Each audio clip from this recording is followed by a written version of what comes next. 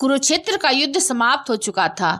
धरती पर शांति थी, लेकिन अर्जुन के भीतर एक अजीब सा गर्व जन्म ले चुका था। वह अर्जुन जिसने अकेले ही महायुद्ध का रुख मोड़ दिया, जिसके गांडीव के सामने बड़े बड़े योद्धा कांप उठते थे। एक दिन अर्जुन श्री कृष्ण के साथ बैठे थे। उनकी आंखों में आत्मविश्वास नहीं बल्कि अहंकार झलक रहा था। अर्जुन ने कहा, हे माधव, एक बात मेरे मन में बार बार आती है। श्री कृष्ण मुस्कुराए, पूछो पार्थ। मन में संदेह रखना योद्धा के लिए उचित नहीं। अर्जुन बोले, रामायण में जब भगवान राम ने समुद्र पर सेतु बनाया तो उन्होंने वानरों की सहायता क्यों ली? क्या वे अकेले अपने बाणों से पुल नहीं बना सकते थे? यह सुनकर श्री कृष्ण की मुस्कान गहरी हो गई, जैसे वे अर्जुन के भीतर के अहंकार को पहचान चुके हों। उन्होंने शांत स्वर में कहा, पार्थ, हर युग की अपनी मर्यादा होती है। लेकिन अर्जुन संतुष्ट नहीं हुआ। वह बोला, अगर मैं होता तो मैं अपने बाणों से ऐसा पुल बनाता जो किसी वानर के सहारे की आवश्यकता ही नहीं होती। यही वह क्षण था जब नियति ने एक नई लीला रचने का निश्चय किया। अगले ही दिन अर्जुन समुद्र के किनारे पहुंचे। उनके मन में केवल एक ही विचार था, मैं साबित कर दूंगा कि मैं राम से कम नहीं। तभी अचानक एक वृद्ध वानर वहां प्रकट हुआ। उसका शरीर कमजोर था, लेकिन उसकी आंखों में एक अजीब सी चमक थी। वह हंसते हुए बोला, कहाँ जा रहे हो वीर अर्जुन? अर्जुन ने गर्व से उत्तर दिया, मैं यहाँ अपने बाणों से समुद्र पर पुल बनाने आया हूँ। वानर जोर से हंसा, तुम पुल बनाओगे, और वह भी बाणों से? अर्जुन को क्रोध आ गया, तुम्हें मेरे कौशल पर संदेह है? वानर बोला, अगर तुम्हारा पुल मेरे जैसे बूढ़े वानर का भार भी सह ले तो मैं मान लूंगा कि तुम महान हो। अर्जुन ने चुनौती स्वीकार कर ली। अर्जुन ने आंखें बंद की, ध्यान लगाया और अपने दिव्य बाणों से समुद्र पर एक सुंदर पुल बना दिया। पुल इतना मजबूत और सुंदर था कि देखकर स्वयं अर्जुन भी प्रसन्न हो उठा। वह बोला, अब चलो, इस पर चलकर दिखाओ। वृद्ध वानर मुस्कुराया और धीरे धीरे उस पुल पर कदम रखा। जैसे ही उसने पहला कदम रखा, पूरा पुल टूट गया। अर्जुन स्तब्ध रह गया। उसके चेहरे का रंग उड़ गया।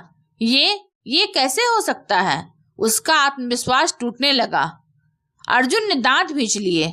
यह संयोग था, मैं फिर से बनाऊंगा। इस बार उसने और भी शक्तिशाली बाणों का प्रयोग किया और पहले से भी मजबूत पुल बनाया। वानर फिर से मुस्कुराया और इस बार थोड़ी तेजी से उस पर चढ़ा। फिर वही हुआ, पुल फिर टूट गया। अब अर्जुन के हाथ कांपने लगे। उसका अहंकार धीरे धीरे डर में बदल रहा था।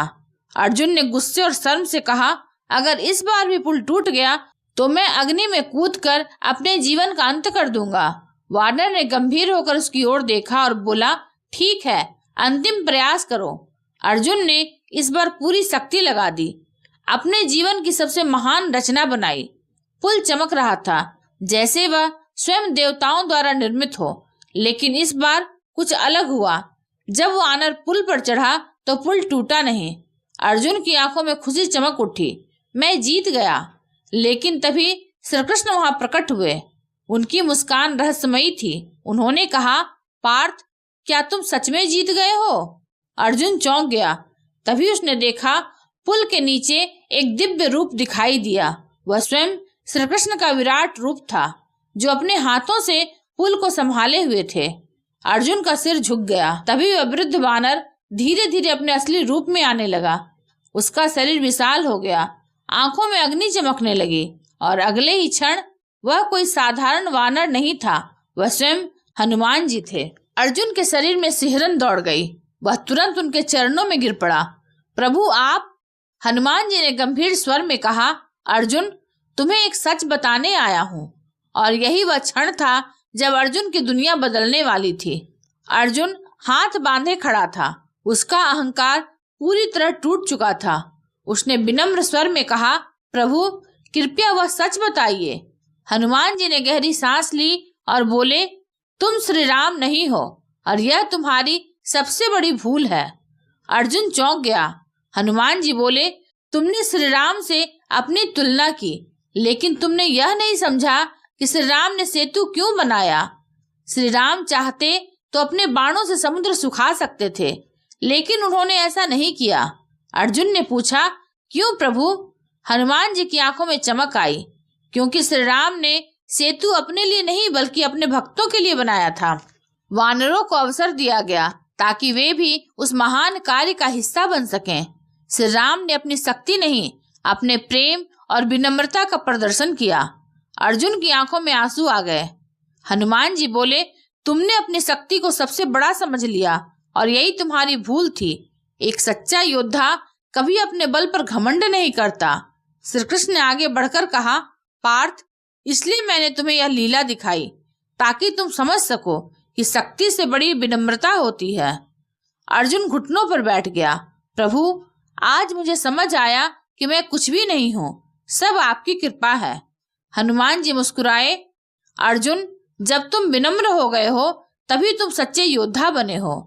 मैं तुम्हारे रथ के ध्वज पर निवास करूंगा और यही कारण है कि महाभारत युद्ध में अर्जुन के रथ पर हनुमान जी का ध्वज था। उस दिन अर्जुन ने जो सीखा वह केवल एक सबक नहीं था, वह जीवन का सत्य था। शक्ति तुम्हें महान नहीं बनाती, विनम्रता तुम्हें दिव्य बनाती है। अगर उस दिन हनुमान जी नहीं आते तो शायद अर्जुन का अहंकार ही उसकी सबसे बड़ी हार बन जाता। अगर आपको यह वीडियो अच्छा लगा हो तो इसे लाइक, शेयर और सब्सक्राइब अवश्य करें। धन्यवाद।